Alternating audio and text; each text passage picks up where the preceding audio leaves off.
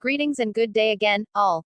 I feel it is important and fair to share with you now, before our first public forum, what I intend to say and do on behalf of Canadians in this election. My intent is not to compete with any of you, or anyone else in our political landscape. I would like for us to all work together.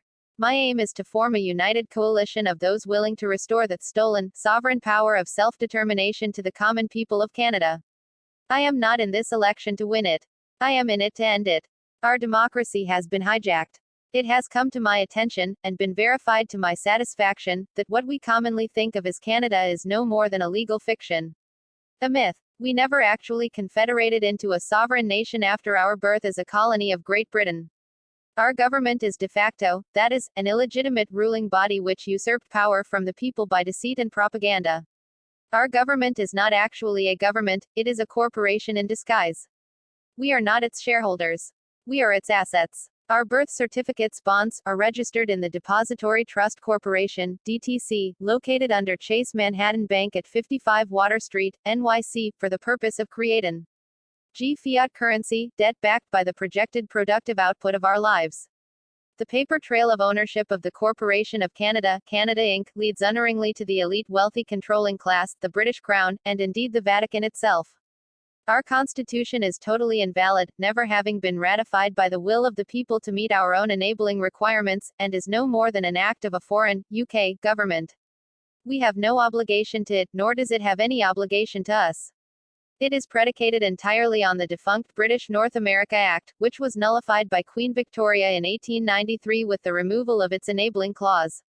No action by the people of Canada since has ever revived this act, nor has any of the pursuant legislation built on it in the over a century sink. The Canada Acts etc. ever achieved legitimate legal standing by the approval of the people.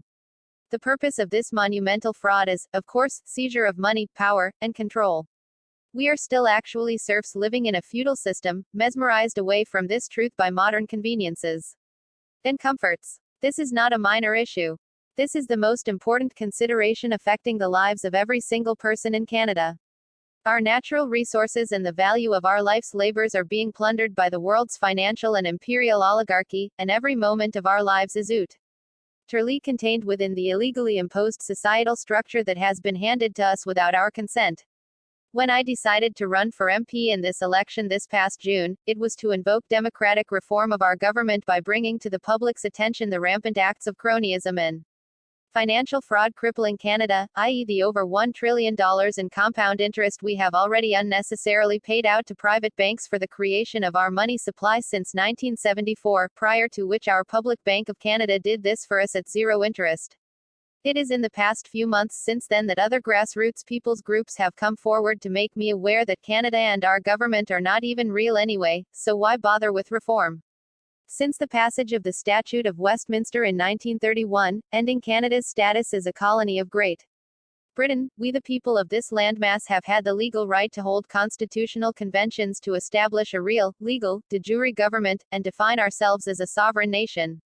This has never happened. Instead, we have been handed illegitimate act after illegitimate act by private interests and a foreign empire, completely duping almost our entire population to go along with the program designed to maintain the already existing power structure.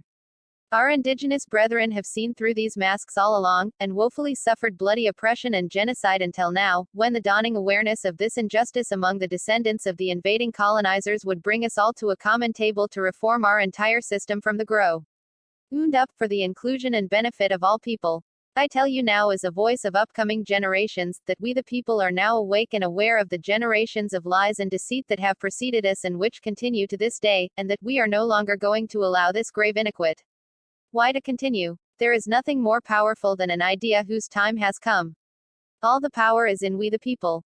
To let you know, members of my legal advisory team are also already involved in suing the primaries of the de facto corporate government of Canada at the Sovereign Court of International Justice in The Hague, Netherlands, in a child abduction and land claim case on behalf of the Métis people involving almost half of Canada, basically everything east of Manitoba to the coast of Newfoundland plus British Columbia. This case received assent from this World Court to go ahead on December 18, 2018. A lien is also being filed in the Uniform Commercial Code Registry on behalf of the indigenous clan mothers of our continent, Turtle Island, for the value of half of the freshwater reserves in Canada, a sum of approximately $3.3 trillion. My campaign from here on out, therefore, is to let everyone in Canada know that we have all been lied to for our entire lives. There is an international criminal cartel holding the strings of our elected puppet government. And it is in our hands now to unite as conscious people to sort out this mess, and build a real country and government to which we all consent. You are all hereby invited to this endeavor. My aim is to launch the biggest town hall meeting and conversation the world has ever seen, including every person in Canada, and stand together for truth, transparency, accountability, and the well-being of the earth and all people and living beings. My legal team can provide you and your teams with all the historical documentation to prove everything I have written here for verification. Here's a handy website with plenty of downloadable material to start your research, from a group of intrepid Canadians already making a documentary about all this. Web links. I am certain that each of the other independent candidates would be very eager to engage in this discussion. I strongly urge all the partisan candidates to bring this to the attention of your party's leadership immediately, whom are all as well CC'd here. These parties and their leaders, and owners, are all already under the scrutiny of the ongoing grassroots people's investigations I have mentioned, among others. And further participation in known illegal activities, such as this election and perpetuation of the fraudulent government, can only be perceived as collusion from this moment on. In the circles in which I roll, a quote from an Anishinaabe elder has recently become popular. It's now time to decide if you're on the cleanup gang, or the gang that's getting cleaned up. A registered letter of this email is being sent to each of your campaign offices. I am here to be your friend and ally, before anything else. I have complete faith that there is nothing we can't achieve by all standing together. And please join our new Facebook group, Web Links. To your health, happiness, and longevity, and that of all future generations on Earth. John Blank. Jonathan Davis.